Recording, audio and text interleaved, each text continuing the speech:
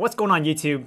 It's been 2 years since I left my full-time job as an engineer. And in this video, I'm gonna talk about my experiences so far and the lessons I've learned from leaving corporate. But most importantly, if I regret leaving that full-time 9-to-5 job. All this and more coming up in this video. Now, this is your first time watching a video on this channel. Welcome, my name is Sean. I'm a real estate investor, hard money lender, and real estate agent based in the Bay Area. But before that, I was an engineer. I actually went to UCLA and I studied electrical engineering and even stayed an additional year to get my master's degree. But 2 years ago, I decided to flush away that degree and not even use it. So I currently work as a hard money lender full-time.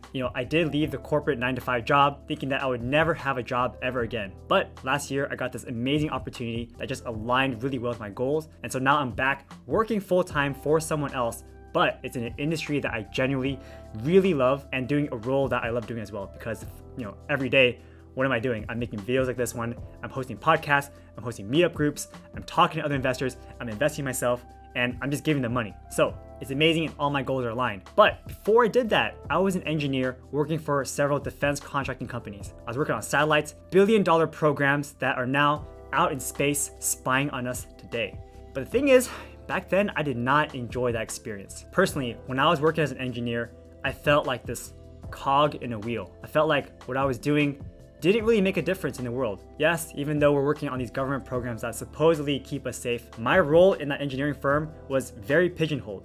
I was a systems engineer, I was just one small piece, and if I left the company, I knew they wouldn't even miss me. And how did I know that? Well, there were a lot of my coworkers who did leave the job, and within 2 weeks, we forgot they even existed. Their work was assigned to somebody else. No one from my company would ever follow up with these guys that left the company and ask them how they were doing at their new job. It was as if they never worked there, even though we were all best friends for the past 2 or 3 years. Now this video is going to be kind of a rant, and it's also going to be a bit of lessons learned, so hopefully you guys all enjoy it. And if you do, please take 2 seconds to smash the like button so that YouTube know that you guys like videos just like this one. And if you haven't yet, consider subscribing to see more videos just like this one, where I talk about my journey as an engineer to real estate investor, how to invest in real estate, and how to get your best rates for a hard money loan. So again, if that interests you, hit that subscribe button down there.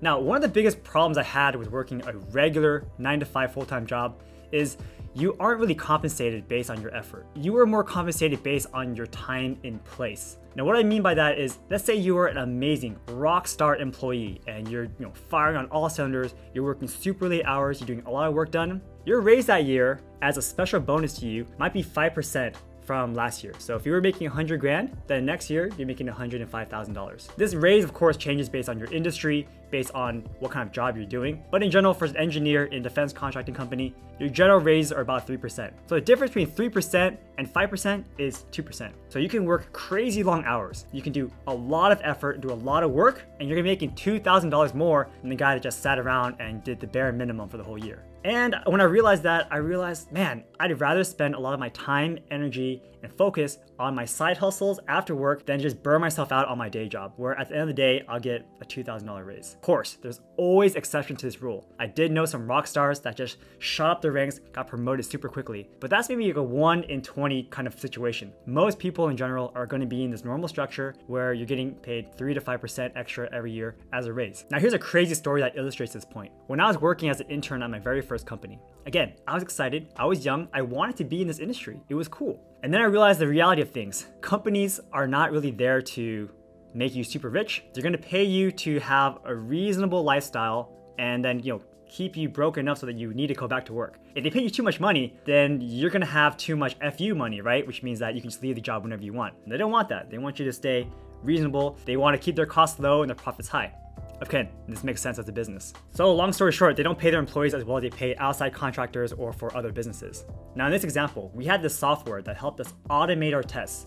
Back in the old days, we had to turn knobs and stuff and physically connect things and whatever. It took a long time. And then they invented software that can just do all that for you. It'll program the machines for you, it'll run these simulations for you, and all you have to do as a tester is click a button. Now, of course, that saved the company a lot of money because now you don't have to train these highly specialized people to twist gadgets and potentially damage the spacecraft. You just have to train them to click the right buttons. This software cost the company $2 million.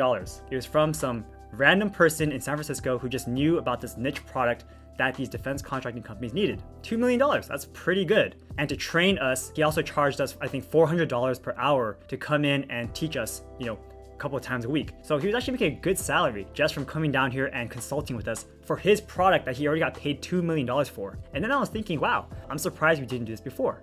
What were we using before? And it turns out we were using a very similar program before, except instead of its own little GUI, he was doing it through like Microsoft Excel or something like that. Anyway, this thing does something very similar. It did the job pretty well, it's just not as pretty. And I asked them like, how was this previous version built? And they told me, oh, it was actually built in-house by one of our senior engineers. And I said, wow, that's pretty cool. You know, this other guy who came in with a similar product got $2 million and $400 an hour for consulting. I wonder how much this coworker of mine got, who's a senior engineer who developed everything in-house. And I asked him, hey, what did you get for making this previous version? He told me he got a $6,000 bonus. I was like amazed. I was like, these other guys getting paid $2 million and $400 an hour for consulting, and to make the previous iteration of this, you got $6,000. And I guess they gave him a plaque too. They gave him a plaque and a picture, but that's nothing compared to $2 million, right? Not even some stock in the company. Like that's crazy to me. So it really doesn't make sense to pour your heart and soul into a company when they won't even compensate you for it. In fact, the best way to get raises in a job in a corporate environment isn't to actually stay with the company. It's to bounce around and get different roles. Because if you're in a company, they might pigeonhole you. And let's say you want to get a promotion. Let's say you want to try a new role. They might not let you do it. What if you're too valuable to this one boss? Your boss won't let you go. They'll say, no, I need this guy here. They'll keep you down. Now on top of this, working in the company was unfulfilling. You know, I couldn't even transfer any of the information I did to another job. I was really good at what I did back as a satellite engineer. But the thing is, I can't take that information and apply it to my own businesses. I'm not gonna make satellites on my own. And on top of that, companies in general are going to start reducing your benefits, reducing your wages to keep you there, and they limit the amount that you make as an employee. Now, case in point, the super senior managers were making less than twice the amount that I was making. Now, that might sound like a lot, but if you think about it, in other industries, if you are a master at your craft, you could be making an uncapped amount of money. Like the potential is limitless. And working a strict 9-to-5 job also sucks because they expect you to put your butt in that seat for those 8 hours. If you take an extended lunch break, they expect you to make up those hours later in the day. Whereas for me, my thought process was always just finish the task. I don't care how long you sit there, you know, as long as you can finish it efficiently, then you can do whatever you want. But because you're in a salary position and they expect you to be there from 9 to 5, you really don't have the opportunities to do anything else. So in fact, I actually automated my job really early in my career where I could finish a day's work in less than 10 minutes. You know, besides all the BS meetings that really don't go anywhere and just waste everyone's time. So what I did after those 10 minutes was just read a lot of books, watch a lot of YouTube, and generally waste time. If I wasn't in that position, I could potentially go out and look at new projects. I could be hanging out at home doing something else. But basically, it's a huge waste of time where you're forced to be somewhere, sitting there. And I just didn't like that environment. Working the traditional 9 to 5 also highly discourages you, or people in general, from starting your own businesses or posting stuff on social media. When I was working as a full-time engineer, I didn't tell anybody that I was investing in real estate. It was kind of like this weird concept where people are thinking, wow, this guy has side businesses, he has side investments, oh, that's going to damage his career. They'll tell you, hey, go back to work and focus. So I didn't even mention that I was doing real estate investing until a coworker was about to leave the company, or until I was about to leave the company. I didn't start my YouTube channel until after I was about to leave. Yeah, back in May of 2019. I've actually heard of people getting fired for having YouTube channels and for having these side businesses. And on top of that, the mindset of most of the people who worked with me was pretty poor. They weren't getting the salaries that they expected. And instead of doing something about it, like creating a side hustle or training themselves to then jump to another company, they just sat there and just complained without really doing anything. And yet they would still go out every weekend and go to bars and spend all their money on nice cars. It didn't really make sense to me. Like, how are you going to complain about all these money things, but then not do something to improve your financial standing? I didn't want to stay in this environment, it just wasn't the best. And once I've been reading books and I saw the light, I actually started corrupting the new interns and new employees and being like, hey man, don't get disillusioned by where we are now. You need to start investing and you need to start looking at different ways to improve your income. So what are the overall lessons that I've learned over these past 2 years of leaving that corporate full-time job? So do I regret it? No. I am now making way more than I ever would have if I stayed at my corporate job. Life satisfaction has increased, tenfold. At my full-time job, I felt super restricted. I couldn't even take a call during work because I felt like, I'm wasting someone else's time. I felt judged by upper management pretty often. And don't get me wrong, they're all cool people and all, but I didn't want to be in that environment where everyone was just satisfied and comfortable with where they were. I like being around people who like growing, who like trying new and different things, and have kind of this elevated mindset on finances. I've had a really great time posting on social media, creating more YouTube videos like this one, creating podcasts, hosting meetup events, and just growing our rental portfolio as well. I like that I'm able to travel for a week, and as long as I get my work done, as long as I bring in more loans, there really is no problem with traveling or, going out for extended lunch. It's also nice to not have a strict schedule. If one day I'm really tired and I want to sleep in, I do have that ability to sleep in. Whereas before, I would wake up at 5:30 on the dot, shower, get dressed, and have to drive to work. So again, commuting sucked too. But in this COVID environment, no one's really commuting anyway. And I would say the biggest lesson that I learned is that I think we all have the potential to do bigger things.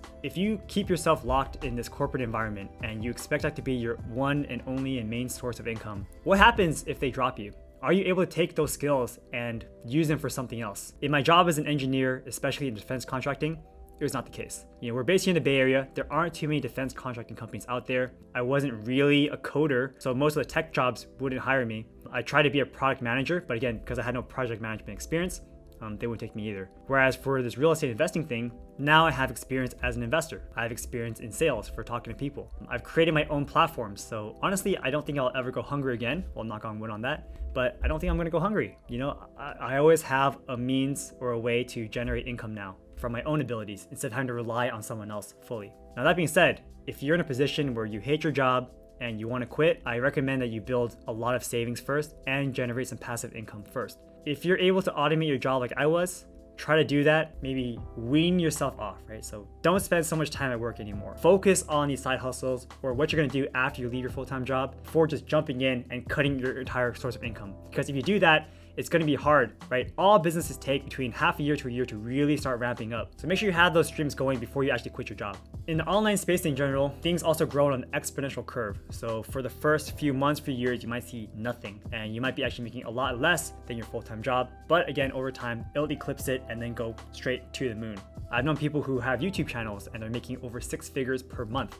It's gonna be really hard to make 6 figures per month at a full-time job, no matter what your role is, unless you're maybe senior VP or CEO of a company. And the awesome thing is it only goes up from here. So the more stuff you put out there, the more you create great content, the more you help more people, the more income you're actually gonna make. And just the difference between that and your old job is gonna be between night and day. You're also gonna feel more fulfilled too because you're helping people instead of just working at a full-time job at a role that you don't enjoy.